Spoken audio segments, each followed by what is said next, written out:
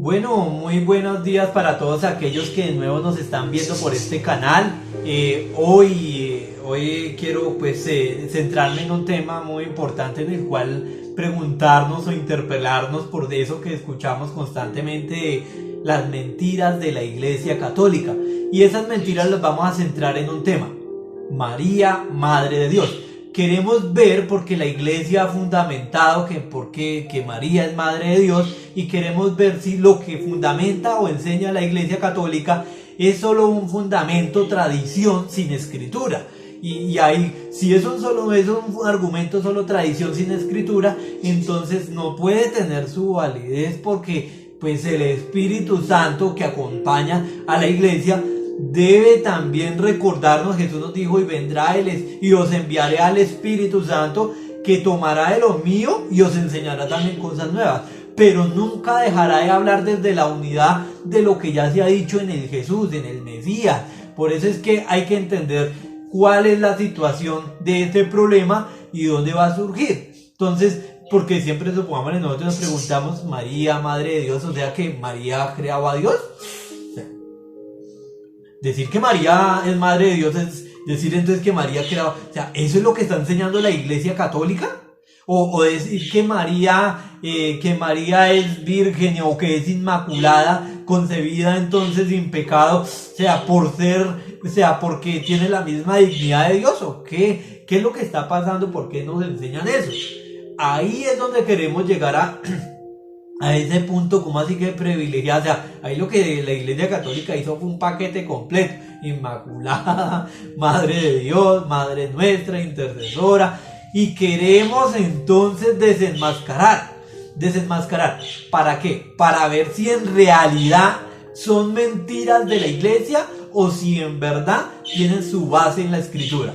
Por eso quiero que hagamos esa pequeña meditación, reflexión y comprensión también. Se debe comprender la historia y la Escritura, porque todo lo que aconteció en la historia, ¿sí?, tiene su principio desde la Escritura. Entonces vamos a mirar a ver cómo es que es esa situación, porque siempre pensar que María es Madre de Dios es algo escandaloso, ¿no? Y eso, entonces, ya entrando al tema, vamos a ver dos puntos. El primer punto que vamos a ver es el Concilio de Éfeso, donde surge entonces el dogma de María, Madre de Dios. Y es una celebración que se celebra mañana, 1 de enero. Dentro de la Iglesia Católica se celebra el 1 de enero, entonces lo que es la memoria, la celebración y eso de María como Madre de Dios. Entonces, y segundo, entonces veremos, como lo reiteraba, entonces a ver si de verdad en la Escritura, si la Escritura da testimonio de esta enseñanza de la Iglesia, si María es Madre de Dios. Bueno, retomando, en el Concilio de Éfeso va a acontecer algo. Antes del Concilio de Éfeso, que es en el 431, siglo V después de Cristo, en el 428 hay entonces un patriarca, y se llama entonces Nestorio, y es el patriarca de Constantinopla. Este patriarca había en algunos momentos, cuando surgió el arrianismo y el polinitarismo también, entonces surgió allí él estuvo ahí en esos grandes debates, en esas confrontaciones y todo eso, pero en él quedaron también algunas ideas de aquellas corrientes en las cuales entonces la Iglesia defendía la verdad de fe. Cuando Nestorio está allí sube al patriarcado de Constantinopla, entonces él comienza a crear un pensamiento ya de una nueva doctrina, y en esa doctrina entonces va a comenzar ya, no la presenta de la Iglesia, sino comienza ya a difundirla como una verdad. Cuando se está presentando como una verdad, entonces ahí el pueblo tiene que creer, porque es el patriarca de Constantinopla. Pero al presentarlo como una verdad surgió un problema, que en esas propuestas él afirmaba que María no era Madre de Dios. ¿Por qué? Porque si decir que María es Madre de Dios, tenemos que entenderlo en la persona de Jesús. Entonces, al afirmar que María era Madre de Dios, Entonces o sea, para él eso era una gran herejía, o sea, era algo, porque para él no era posible en su pensamiento creer que un Dios iba a tener una madre. No era posible. No era posible que un Dios naciera en el cuerpo normal de un hombre y entonces padeciera, sufriera, muriera, fuera sepultado. Que ese era el pensamiento que no le cabía de por qué entonces no podría ser llamada madre de Dios. Era madre de Jesús. El nestorianismo va a concebir entonces que en Jesús hay dos personas, no es una sola. Y no la confundamos con el tema de la Santísima Trinidad, que lo podemos mirar más adelante. Cuando hablamos de la Santísima Trinidad, estamos diciendo que son tres personas distintas y un solo Dios verdadero. Es muy diferente al Cristo solo decir que Jesús es el Padre, entonces tiene tres personalidades. Es Padre, es Hijo, pero en otro momento de la historia, y esto surge aquí en el nestorianismo, ¿no? Entonces, en otro momento de la historia es Espíritu Santo. Tres personalidades. Pero entonces aquí nos estamos centrando es en que Jesús, Nestorio lo va a concebir a la segunda persona de la Trinidad, que es el Hijo, va a concebir que dentro de él hay dos realidades, una persona humana y una persona divina. Y la Iglesia en su dogma siempre ha enseñado que Cristo es una sola persona con dos naturalezas. Una sola persona, como usted, como yo, somos una sola persona. Pero la diferencia de él es que es Dios, verdadero Dios y verdadero hombre. Por eso le creemos, por eso es la fe. Porque creemos en sus palabras, creemos en lo que dijo, creemos que viene del Padre, que salió del Padre, que estaba con el Padre, que escuchó todo lo que el Padre decía, que vio todo lo que el Padre hizo, ¿sí? Y nos lo está dando a conocer. Esa es la persona. Esa es la única persona que existe ahí. La persona única con dos naturalezas. Dios, hombre, o sea, Dios y hombre. Dios y hombre. No hay otra naturaleza. ¿Por qué? ¿Por qué entonces Cirilo de Alejandría va a salir allá? Cuando sucede todo esto, Cirilo de Alejandría le envió 3 cartas, pues refutando aquello, pero la segunda es la más importante, porque la segunda es la que se va a basar para decirle a Nestorio a enfocarse en el tema principal, que es Jesús, en lo cual él estaba haciendo una dualidad, diciendo que dentro de la unidad del Jesús habían dos personas distintas. Entonces había una disociación, ¿sí? Ahí es donde tenemos que comenzar a mirar el gran problema que está surgiendo allí en el concilio de Éfeso. Cuando no se retracta por ello, entonces Cirilo le va a decir, vea, al afirmar que hay dos personas, entonces también se estaría afirmando que hay dos hijos. Entonces está el Hijo divino y el Hijo humano. Y la Escritura no da testimonio de ello. La Escritura no da testimonio de ello. La Escritura da testimonio de que el único Hijo de Dios es uno. Es uno, no son dos. Es uno, no es uno divino y uno humano. O sea, no es un Jesús divino y un Jesús humano. Entonces, esto va a crear una gran controversia, porque también entonces van a surgir otras corrientes que van a ver el sufrimiento de Dios, de Jesús, como una mera apariencia, ya que para Nestorio, quien sufrió, quien nos redimió a nosotros, quien sufrió fue el hombre, pero quien nos redimió fue el divino, el Jesús divino y no el Jesús hombre, porque ahí entonces está surgiendo esa gran problemática de que para él no cabe aquí en su pensamiento, en su cabeza, creer que un Dios tome una condición tan baja. Y ahí vemos entonces que hay una contrariedad. El concilio de Éfeso entonces se celebró con el fin de ¿qué? ¿Concilio qué? Eso es una palabra latina que viene de concilium, que significa reunión. Que la Iglesia utilice el término de concilio no quiere decir que no esté en la Escritura. Sí, cuando miramos allá la situación de Hechos 15, vamos a mirar que había también una gran disputa, por una cuestión de la predicación y de la interpretación del evangelio, de que si los gentiles entonces también tenían la oportunidad de entrar a participar del reino de los cielos, del evangelio, de la conversión y todo eso, del bautismo. Allí está surgiendo todo un problema doctrinal, igual que en el concilio de Éfeso en el 431. Está surgiendo de la misma forma está surgiendo. Por eso es que la iglesia le llame a un encuentro concilio, no quiere decir que no esté en la escritura. Sí está basado, porque entonces la iglesia tiene la potestad y la autoridad debido a que es apostólica. Y apostólica Pablo se lo va a recordar muy constantemente a Timoteo. Le va a decir que siempre se debe guardar la enseñanza, porque por eso es que la verdad está sobre la roca, ¿sí? Sobre la roca, la verdad. ¿Y la roca quién es?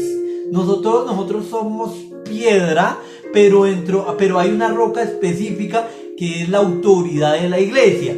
Y entonces ahí en esa roca vemos, es otro tema muy bueno e importante que podemos mirar, el primado de Pedro, entonces lo miraremos más adelante, porque la iglesia, primera de Timoteo 3:15, es columna y baluarte de la verdad. Baluarte, donde se sostiene la verdad. Es columna fuerte, ¿sí? Que sostiene la verdad. Por eso es la iglesia, y por eso Pablo le va a recomendar a Timoteo la importancia de que se conserve, se tenga cuidado. Pedro lo va a decir también allí en su carta primera y segunda de Pedro, que hay que tener cuidado, que hay que conservar, que hay que interpretar. Vamos a mirar primera de Pedro 3, cuando dice que hay que tener cuidado porque Pablo escribió muchas cosas que no pueden ser comprendidas fácilmente y deben ser interpretadas. Y primera de Pedro 1:20, porque la escritura no es de revelación privada, o sea, son profecías y deben ser interpretadas bajo la columna y baluarte de la verdad, que es la iglesia. Por eso es que en el concilio de Éfeso está aconteciendo allí, aparece un señor llamado Cirilo de Alejandría a defender, entonces va a defender la verdad, que es indispensable para seguir sosteniendo la iglesia. La verdad es la que le da vida a la iglesia, porque Jesús es la verdad. ¿Quién es la verdad? Cristo. Bueno, retomando. Allí suceden todas esas problemáticas, estas acusaciones. Cuando decimos que Nestorio está afirmando que hay dos realidades, entonces Cirilo de Alejandría va a mostrar argumentos primero, o sea, de la escritura, y va a mostrar argumentos de la patrística, o sea, de los padres de la iglesia que también lo afirmaron y que no puede ser negado. Entonces ahí surgió la gran problemática, ahí en ese concilio. Nestorio no quiso aceptarlo, no quiso afrontarlo, pero entonces la escritura, ¿qué dice?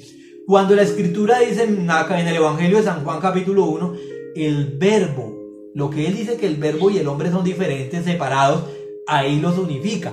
El verbo se hizo carne. Y Filipenses 2:6-12 nos dice, aquel que existía en la forma de Dios, forma, no está hablando necesariamente de cualidad, porque también lo vemos como la figura. Ahí, ¿cómo entendemos ese pasaje? Por lo que va a decir después. Tomó, no alardeó de ser igual a Dios, sino que se abajó, se anonadó, tomando la forma de hombre. O sea, tomando la forma de hombre. El verbo tomó la forma de hombre, unificando totalmente lo que la iglesia dice. Tomó la forma de hombre, dejó dejó el título de Dios, se hizo hombre, pero no perdió en sí la esencia de ser Dios. No la perdió, porque él era 100% Dios, sino que se humilló, no se engrandeció. Y ese es el mensaje cristiano. Ese es el mensaje. Aquel que nos dijo que tu mano derecha no sepa lo que hace tu izquierda, hizo eso. Dejó su naturaleza, dejó allá, o sea, aquel que aquel que existía en su forma de Dios, no alardeó de ser igual a Dios. O sea, no escuchamos nunca a Jesús diciendo, es que yo era Dios, sino Él siempre va a manifestar, y son los grandes escándalos cuando le preguntan, cuando tiene esas disputas con los judíos, allí sobre esta realidad. ¿Quién es Jesús? Entonces cuando Él siempre, hay unos pasajes donde Él afirma, yo soy, antes que Abraham yo soy. El yo soy era importante porque no se podía pronunciar en Israel. Pero cuando Él dice yo soy, está haciendo una relación que coexiste con el Padre y con el Hijo. O sea, están ahí. Los tres son una realidad de Dios. Son Dios. Es lo que está afirmando. Por eso es que cogieron las piedras y lo iban a apedrear, porque se hizo igual a Dios. Por eso es que es 100% Dios. Hombre, y aún así Cirilo de Alejandría dijo que no se puede hacer esa comparación de que es una persona distinta divina y una persona distinta humana, porque Jesús dijo, para que te deis cuenta que el Hijo del Hombre tiene el poder para perdonar los pecados, ¿sí? A ti te digo, levántate, toma tu camilla y vete. Tus pecados son perdonados, levántate, toma tu camilla y vete. O sea, Cirilo de Alejandría dice que afirma el Hijo del Hombre. O sea, y si verdaderamente fuera separado el verbo, el logos o la palabra divina del hombre, Jesús no podría afirmar que el Hijo del Hombre tiene poder, porque el poder de hacerlo solo le compete a Dios. Por eso es que tampoco los judíos podían contemplar ese mismo pensamiento de que Jesús fuera Dios. Para los judíos Jesús solo podía ser un hombre, un profeta normal, pero el gran escándalo y que perdonara los pecados, porque el perdón de los pecados le corresponde solamente al logos, al verbo, a la palabra. Por eso es que cuando decía, para que te des cuenta que el Hijo del Hombre hay una unidad, o sea, el poder que le pertenece el poder y el perdonar pecados le pertenece a la divinidad, pero dice, el Hijo del Hombre tiene poder para perdonar. Ahí es donde estamos entonces enfocando la unidad. No son dos personas, es una sola persona con dos naturalezas. Naturaleza humana, por eso es cuando decimos nosotros somos naturaleza humana, porque todos tenemos, ¿sí?, diferente a todos los animales y todo eso, naturaleza humana, naturaleza divina. ¿Por qué? Porque es espiritual, porque es divino, porque tiene un poder que no es propiamente humano, pero que el verbo se hizo carne. Y me gusta mucho Ireneo de León que dice, el verbo se hizo carne para que el hombre aprendiera a comprender a Dios y para que Dios se acostumbrara a habitar en el hombre. Dios se acostumbra, porque, o sea, la costumbre es una forma de Dios decir, yo me quedaré con ustedes hasta en los últimos días. O sea, Él siempre estará ahí. Bueno, estas son las grandes problemáticas. El concilio de Éfeso, otro tema, porque necesariamente dicen, allí estaba el emperador Teodosio II que se dirigió directamente al Papa para mirar, porque Nestorio apeló al emperador. Entonces, otro tema que podemos mirar más adelante cuando dicen, es que la Iglesia Católica la fundó el emperador. Si el emperador fuera entonces el gran jefe de la iglesia, entonces le hubiera dicho al Papa, no me puedes sacar a Nestorio, y lo que diga Nestorio es palabra de Dios. Entonces, ahí vemos una realidad de que lo que pidió fue una forma le pidió al Papa de que se revisara y que todo esto, para que entonces se llegara a lo que de pronto no era un gran cisma. Pero ese tema es muy buenísimo, que lo podemos ver sobre el nacimiento de la Iglesia Católica. ¿Sí? A ver si fue el emperador Constantino quien la fundó o fue Jesucristo. Pero bueno, entonces seguimos retomando. Ahora, toda esta problemática surgió por eso. O sea, en el concilio de Éfeso, lo que se está haciendo es que entonces surge un dogma. Cuando hablamos de un dogma, no es que por primera vez se hable allí de ello, o que porque dicen, es que el dogma de María Madre de Dios, el dogma de la Inmaculada, el dogma surgió en tal fecha. Sí, surgió como dogma, pero no como una doctrina que no se estuviera practicando dentro de la iglesia. Por eso es que cuando se está allí en el concilio de Éfeso, una de las afirmaciones de Nestorio es: no podemos seguir llamando a María Madre de Dios, Teotocos. Entonces ahí con esa afirmación ahí de que él venía caminando ya en la historia, y no es que allí surgiera por primera vez como algo que se hablara por primera vez, no. Allí un dogma lo que hace es cerrar posibilidades a que hayan interpretaciones erróneas. Eso es un dogma. Cuando hablamos entonces de María como Madre de Dios o la Inmaculada Concepción, estamos hablando de que es una verdad que no puede ser refutada, porque al ser refutada entonces contradice no solo la escritura, sino la verdad. Porque la escritura entonces nos ha enseñado. Vamos a mirar si la iglesia nos lo ha enseñado o no basado en la escritura. Terminando este tema, vamos entonces a pasar a mirar este tema teológico de María Madre de Dios. Cuando inicié decía, ¿cómo así es que María ha creado a Dios? ¿Cómo así que Madre de Dios? ¿O es que para decir que Madre de Dios tiene la misma dignidad de Dios? Bueno, empezamos. Vamos a basarnos en escritura en este momento. Voy a utilizar la Biblia, les especifico, yo soy católico, pero pues hago de esta forma para poder explicar la enseñanza de la iglesia.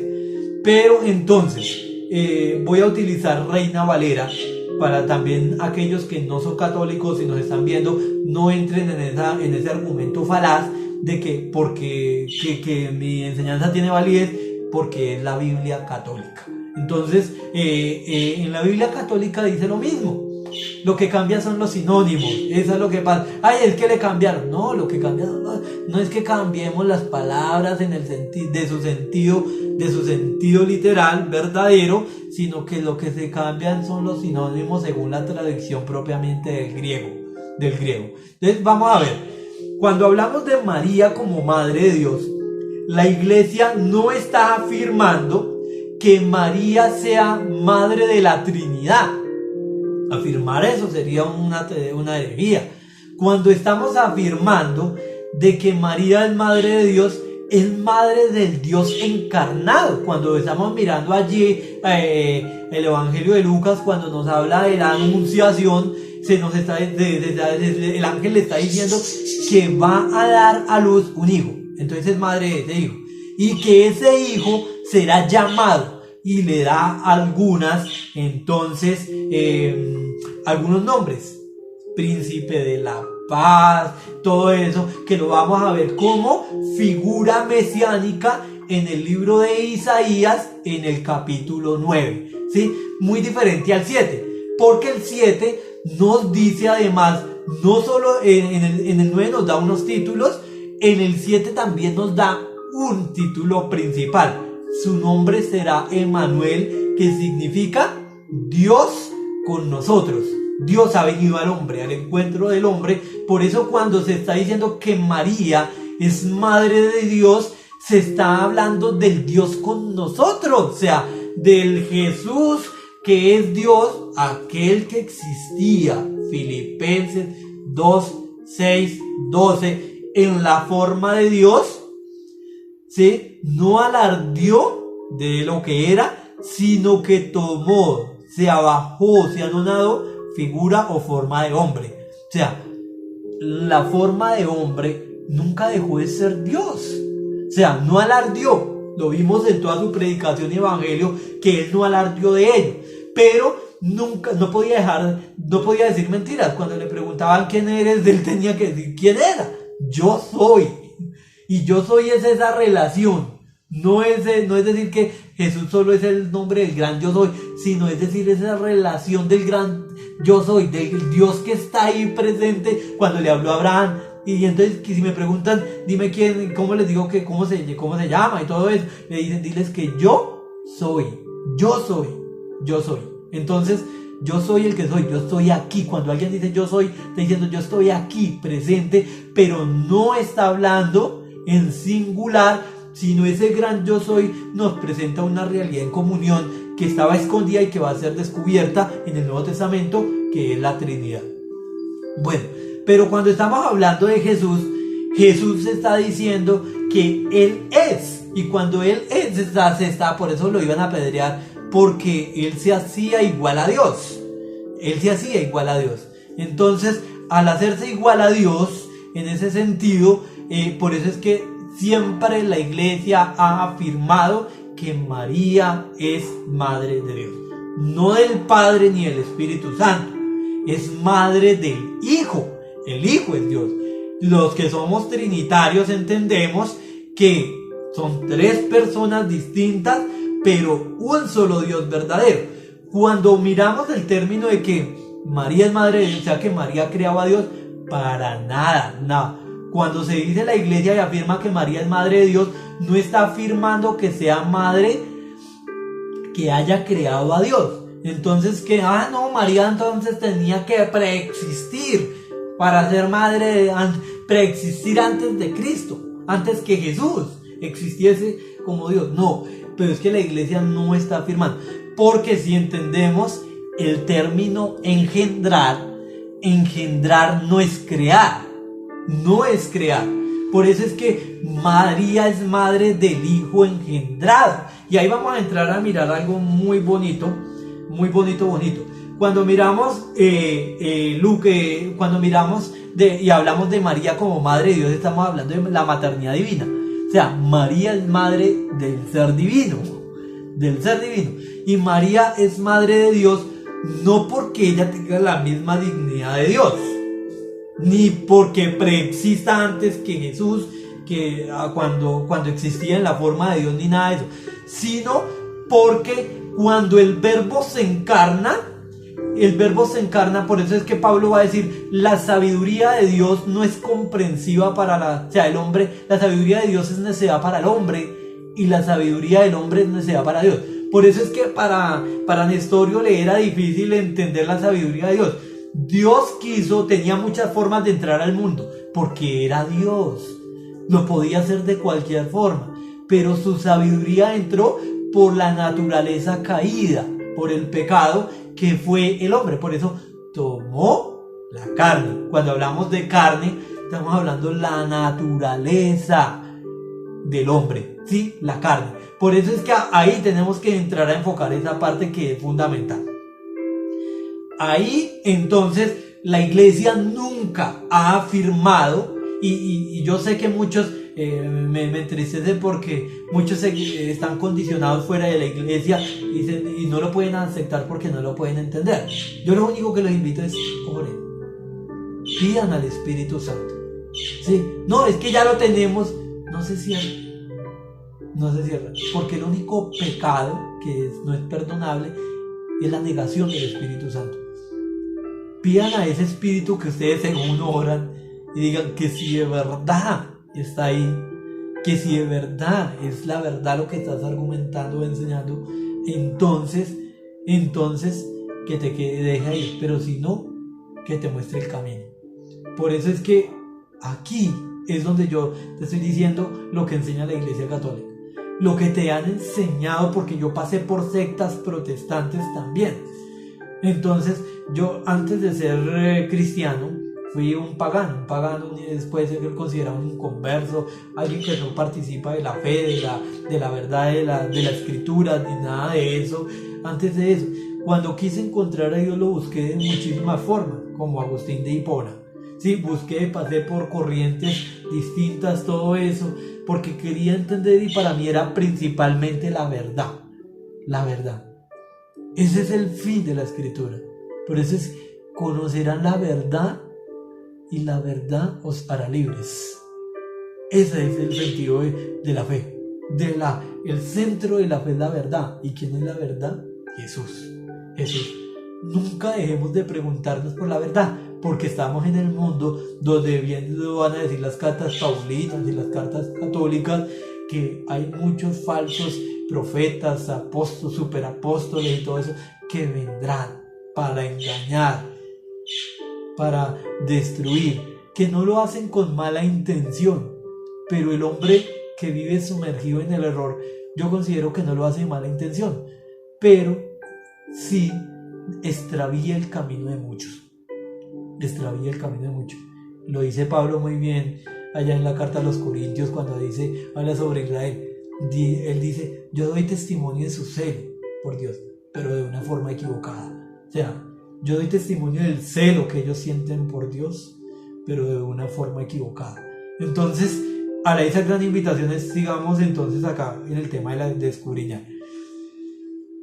Cuando seguimos entonces enfocando esa parte que es fundamental e importante, vamos a ver que la escritura utiliza dos términos. Siempre se va a referir a María como madre de Jesús y a María como madre del Señor. María, madre de Jesús, María, madre del Señor. Madre del Señor.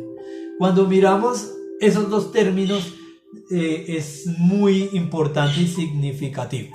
Vamos entonces a empezar con María, madre del Señor. Bien dice que cuando fue a visitar a Isabel entonces en ese momento,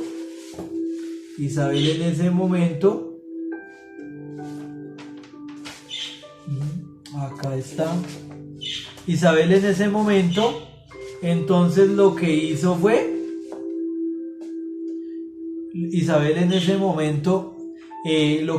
saludar a María.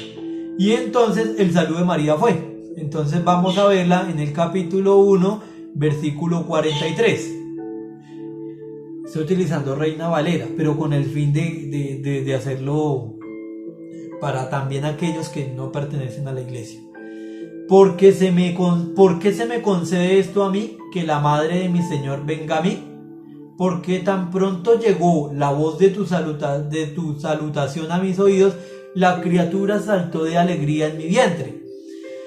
Cuando miramos esta realidad, vemos que Isabel está hablando de la madre del Señor.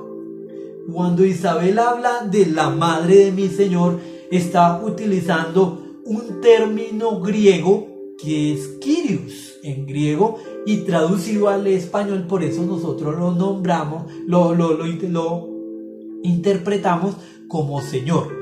Pero esa traducción del griego al hebreo propiamente viene como Dios. Por eso es la madre de mi Dios, de mi Señor. Y aquí va a haber un paralelo, porque quien está hablando por medio de Isabel, ella movida, ¿sí? Por eso cuando llegó tu voz, la criatura saltó de alegría. Entonces cuando saltó de alegría era porque ahí estaba el Espíritu Santo. Quien está hablando ahí es el Espíritu Santo. Por eso es que es indispensable tener en cuenta que el Espíritu Santo nos va a llevar a un paralelo de la Escritura. Nos va a llevar a recordar que María es el nuevo arca de la alianza. ¿Por qué es el nuevo arca de la alianza? Nos va a llevar a 2 de Samuel, capítulo 6, versículo 9. Porque va a ser el mismo paralelo de lo que acontece. El arca de la alianza va a llegar después de que es recuperada y todo eso por David. Va a llegar. Pero David entonces no la recibe en su casa. Y entonces dice, ¿quién soy yo para que el arca de mi Señor venga a mí? ¿Quién soy yo? ¿Quién soy yo para que el arca de mi Señor llegue a mí? No soy nadie. Y no recibió el arca en su casa. La envió para donde otro personaje. Y entonces allí duró en la casa de ese personaje 3 meses. Un paralelo similar. Cuando nos dice que María visita al Señor y dice, ¿quién soy yo para que la madre de mi Señor venga a mí? ¿Quién soy yo? No soy nadie para que la madre de mi Señor venga a mí. Por eso es que allí, ¿quién soy yo? Cuando David está afirmando, ¿quién soy yo para que el arca de Yahvé? En la Biblia Reina Valera dice Jehová. Entonces, Yahvé, otro tema que podemos mirar más adelante. Pero Yahvé, ¿quién soy yo?